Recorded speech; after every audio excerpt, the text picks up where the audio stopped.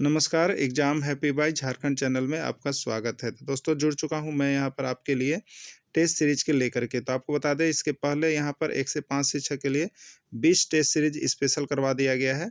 उसके बाद अब प्रारंभ हो गया है आपको 6 टू 8 का टेस्ट सीरीज़ जिसमें 1 टू 5 के शिक्षक भी भाग ले सकते हैं और 6 टू 8 जो सामाजिक विज्ञान भरे हैं वो भी इसमें भाग लेंगे और 6 टू 8 जो भाषा शिक्षक भरे हैं वो भी इसमें भाग लेंगे। सिर्फ़ और सिर्फ़ ₹100 में आपको यहाँ पर 20 टेस्ट सीरीज़ करवाया जा रहा है, आप सभी जुड़ जाएँगे। और जो शिक्षक अब तक यहाँ पर एडमिशन नहीं लिए हैं क्योंकि जेसीईआरटी जैक की किताब से आपका प्रश्न होगा, तो सिर्फ ₹500 में यहाँ पर एडमिशन के लिए एडमिशन करवा सकते हैं 1 से 5 के लिए और 6 से 8 के लिए 500 और दोनों के लिए 700। तो अभी के अभी अवश्य जुड़िएगा क्योंकि इसमें जैक की दृष्टि से जैक का जो पेपर है उसके अनुसार और विभिन्न राज्यों के शिक्षक पात्रता परीक्षा में पूछे गए प्रश्न है, उसका समावेश इसमें किया गया है। तो आप सभी टेस्ट सीरीज में अभी के अभी अवश्य जुड़ जाइएगा। आपके लिए यहाँ पर प्रैक्टिस सेट 24 लेकर के आ चुके हैं, ठीक है। इसके पहले 23 प्रैक्टिस सेट हो चुके हैं। आप सभी प्रैक्टिस सेट यहाँ से जुड़ बना लीजिएगा क्योंकि जेसीईआरटी जैक की किताब और साथ में सारे प्रीवियस ईयर क्वेश्चन पेपर आपको इसमें बताए गए हैं, ठीक है। तो सभी को प्रैक्टिस सेट ले लीजिएगा। प्रैक्टिस सेट सिर्फ यहाँ पर ₹100 में आपको मिलेंगे और पूरी क्लासेस ज्वाइन करने के लिए आपको ₹500 रखे गए हैं और साथ में प्रैक्टिस सेट ₹100 अलग से है, ठीक है। अब देखिएगा ईवीएम का पूर्ण रूप है आपको बताना है। प्रश्न आया हुआ है electrical voting machine, electronic voting machine, electronic voter mechanic, ठीक है। और इलेक्ट्रिक वोटिंग मैक क्या है आपको बताना है, ठीक है। तो देखिए ईवीएम जो चुनाव में प्रयुक्त होता है उसका फुल फॉर्म आपसे पूछा गया है। बहुत से राज्यों के शिक्षक पात्रता परीक्षा में आए हुए हैं, ठीक है। तो क्या हो जाएगा इलेक्ट्रॉनिक वोटिंग मशीन, यानी राइट आंसर इसका क्या होगा, बी होगा, ठीक है। अगला प्रश्न देखिएगा, भारत में विधानसभा या लोकसभा चुनाव कराने की जिम्मेवारी किनकी होती है? भारत निर्वाचन आयोग, राज्य निर्वाचन आयोग, आम चुनाव अधिकारी या कोई नहीं, ठीक है। तो विधानसभा और लोकसभा चुनाव की कराने की जो जिम्मेवारी होती है वो आपका होता है भारत निर्वाचन आयोग का। किसका होता है? भारत निर्वाचन आयोग का यह जिम्मेवारी सौंपा जाता है। स्थानीय स्तर का चुनाव की जिम्मेवारी किनकी होती है? स्थानीय स्तर की चुनाव की जिम्मेवारी किनकी होती है, ठीक है। जो स्थानीय स्तर पर यानी अपने राज्य में जो स्पेशल चुनाव करवाए जाते हैं, जैसे पंचायत चुनाव हो गया, नगर पालिका चुनाव हो गया, नगर परिषद चुनाव, इसकी जिम्मेवारी किनकी होती है? भारत निर्वाचन आयोग, राज्य निर्वाचन आयोग, उपायुक्त या कोई नहीं, ठीक है। तो स्थानीय स्तर पर चुनाव की जो जिम्मेवारी होती है वो जिम्मेवारी राज्य निर्वाचन आयोग को होता है, ठीक है। राज्य निर्वाचन आयोग को होता है। स्विट्जरलैंड में किस प्रकार चुनाव होता है? स्विट्जरलैंड में किस प्रकार का चुनाव होता है? प्रत्यक्ष चुनाव, अप्रत्यक्ष चुनाव, दोनों या कोई नहीं, ठीक है। देखिए स्विट्जरलैंड जो है वहाँ पर आपको प्रत्यक्ष चुनाव करवाया जाता है, यानी जनता सीधे खड़े होकर के राजा का चयन करते हैं या मुखिया का चयन करते हैं, जनता का चयन करती है, ठीक है। तो सीधे खड़े होकर के प्रत्यक्ष चुनाव विधि द्वारा किया जाता है, खड़े होकर अपने शासक का चयन होता है। देखिए नोट्स भी यहाँ पर है। प्रत्यक्ष चुनाव में जनता अपने सामने सीधे खड़े होकर अपने शासक को जिसको मन रहता है उसको चुनती है। मध्याह्न भोजन योजना भारत में किसके सहयोग से संचालित है? मध्याह्न भोजन योजना भारत में किसके सहयोग से संचालित है? केंद्र सरकार, राज्य सरकार, केंद्र और राज्य दोनों या कोई नहीं, ठीक है। तो देखिए जो यहाँ पर भारत में मध्याह्न भोजन योजना चल रही है वो केंद्र और राज्य दोनों के सहयोग से चल रहा है, ठीक है। केंद्र और राज्य दोनों के सहयोग से चल रहा है।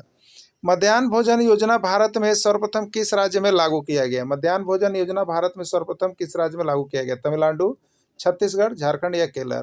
ये तमिलनाडु राज्य में लागू किया गया था और ये जेटेट का पूछा गया प्रश्न है, ठीक है। पूछा गया प्रश्न है, देखिए आपको जेसीईआरटी टेक्स्ट बुक से आया था और ये भिड़ा हुआ प्रश्न है, ठीक है। चलिए अगला देखिएगा, स्वच्छ भारत अभियान शुरू किया गया। स्वच्छ भारत अभियान कब से शुरू किया आपको बताना गया, ठीक है। स्वच्छ भारत अभियान शुरू कब किया गया? 2 अक्टूबर 2014 ईस्वी को, 2 सितंबर 2014 ईस्वी को, 2 जुलाई 2014 ईस्वी को या 2 अगस्त 2014 ईस्वी को, ठीक है। तो देखिए स्वच्छ भारत अभियान 2 अक्टूबर 2014 ईस्वी को शुरू किया गया है। इसके रीजन देख लीजिएगा आप, यहाँ पर नोट्स बनाया गया है आप लोगों के लिए। देखिए स्वच्छ भारत अभियान महात्मा गांधी के जन्म दिवस 2 अक्टूबर 2014 को आरंभ किया गया है, उनके जन्म दिवस पर, ठीक है। 1 गैलन में कितना लीटर होता है? 2 लीटर, 3 लीटर, 4 लीटर या 5 लीटर, ठीक है। 1 गैलन जो होता है उसमें कितना लीटर होता है? राइट आंसर आपका सी हो जाएगा, 4 लीटर हो जाएगा। झारखंड का कौन सा इलाका फ्लोराइड से प्रभावित है? बहुत बार प्रश्न पूछा गया है झारखंड में, ये अब तक 5 बार प्रश्न आ चुका है, आप सभी देख करके ही जाएंगे, ठीक है। झारखंड का कौन सा इलाका फ्लोराइड से प्रभावित है? पलामू, दुमका, रांची या कोयनी, ठीक है। तो झारखंड का कौन सा इलाका? तो झारखंड का इलाका जो है वो आपको यहाँ पर कौन सा प्रभावित है, तो पलामू। ठीक है, झारखंड का पलामू जिला इलाका फ्लोराइड से प्रभावित है। जीवन का अधिकार भोजन का मौलिक अधिकार में शामिल, यह किस अनुच्छेद में शामिल है? जीवन का अधिकार भोजन का मौलिक अधिकार में शामिल है, किस अनुच्छेद में शामिल? अनुच्छेद 21, 22, 23। ठीक है, राइट आंसर हो जाएगा यहाँ पर आपको अनुच्छेद 21 जो है वो शामिल है। जनहित याचिका PIL की व्यवस्था की गई है 1981 के दशक में, 1980 के दशक में, 1985 के दशक में, कोई नहीं। तो PIL की व्यवस्था जो की गई है वो आपका 1980 के दशक में किया गया है। ठीक है, 1980 के दशक में किया गया है। खाद्य सुरक्षा अधिनियम कब लागू किया गया? खाद्य सुरक्षा अधिनियम कब लागू किया गया? 2013, 2014, 2015, 2016। ठीक है, देखिए खाद्य सुरक्षा अधिनियम जो है आपको 2013 ईस्वी में लागू किया गया है। लोकसभा को कहा जाता है प्राथमिक सदन, अस्थायी सदन, निम्न सदन या सभी। ठीक है, देखिए लोकसभा और राज्यसभा के लिए हम यहाँ पर आपको विशेष डिटेल्स जो है आपको जितना PDF नोट्स बना हुआ है, जो क्लास वाले PDF हैं उसमें टोटल चीज़ हम बता दिए हैं। ये तो प्रैक्टिस सेट आपका चल रहा है, लेकिन फिर भी हम इसमें आपको देखिए डिस्कस कर देते हैं। एक ट्रिक होता है, याद रखिएगा, पान लो दूसरा। क्या होता है? पान लो दूसरा, पान लो दूसरा। ये पान लो यहाँ से याद रखिएगा, पान लो का मतलब देखिए लोकसभा, लो का मतलब लोकसभा। ठीक है, अब लोकसभा को क्या क्या कहते हैं? तो देखिए P का मतलब है प्राथमिक सदन, A का मतलब है अस्थायी सदन और N का मतलब है निम्न सदन।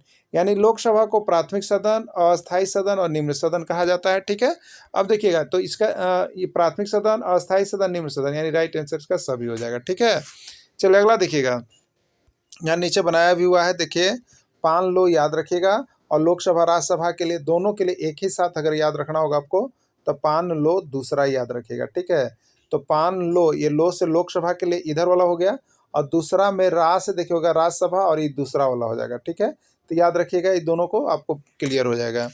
चलिए अगला देखिएगा, और पान देखिए दोनों का यहाँ भी हम दे दिए थे, देखिए दोनों का दे भी दिए हैं, लोकसभा और राज्यसभा दोनों में अंतर का ट्रिक यदि आप जानना चाहते हैं तो पान लो दूसरा, तो पान लो अलग और दूसरा अलग। सब देखिए प्राथमिक सदन, अस्थायी सदन, निम्न सदन, ये लोकसभा को कहा जाता है इतना। ठीक है, और यहाँ पर देखिए आपको द्वितीयक सदन, उच्च सदन और अस्थायी सदन, ये राज्यसभा को कहा जाता है। ठीक है, यह सभी लोकसभा को कहा जाता है और यह राज्यसभा को।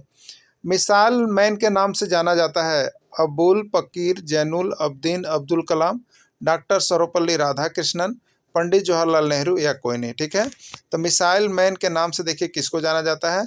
तो मिसाइल मैन के नाम से आपको यहाँ पर आपको जो है अब्दुल पकीर यानी APJ अब्दुल कलाम को जाना जाता है, APJ अब्दुल जी को जाना जाता है।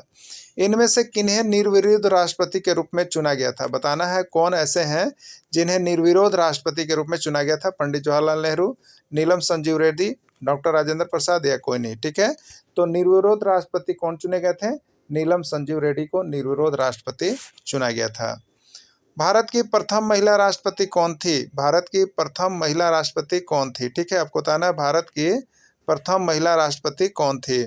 डॉक्टर सरोजिनी नायडू, श्रीमती इंदिरा गांधी, प्रतिभा देव साय पाटिल या कोई नहीं। तो प्रथम महिला राष्ट्रपति का नाम आता है, तो याद रखिएगा श्रीमती प्रतिभा देवी सिंह पाटिल जो है प्रथम महिला राष्ट्रपति थी। प्रारंभ में मौलिक कर्तव्य की संख्या कितनी थी? जब शुरू बार है तो मौलिक कर्तव्य की संख्या कितनी थी? 6, 10, 9 या 11। तो प्रारंभ में मौलिक कर्तव्य की संख्या 10 है। याद रखिएगा दोनों चीज़ अलग अलग है, मौलिक कर्तव्य और मौलिक अधिकार दोनों से प्रश्न आता है। ठीक है ना, तो मौलिक कर्तव्य 10 और मौलिक अधिकार 7 है।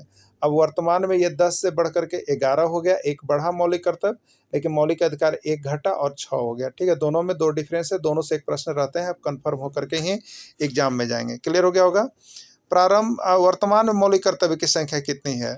9, 10, 11 या 12। तो 10 से बढ़ाकर एक और बढ़ा दिया गया, वो 11 है। 11वां मौलिक कर्तव्य में क्या जोड़ा गया? 11वां देखिए नया मौलिक कर्तव्य बनाया गया, उसमें क्या जोड़ा गया है? 6 से 14 वर्ष के बच्चों को निःशुल्क एवं अनिवार्य शिक्षा, संपत्ति रखना, पर्यावरण की रक्षा करना या कोई नहीं। ठीक है, तो 11वां मौलिक कर्तव्य में 6 से 14 वर्ष के बच्चों को निःशुल्क एवं अनिवार्य शिक्षा लागू करने के लिए बताया गया है।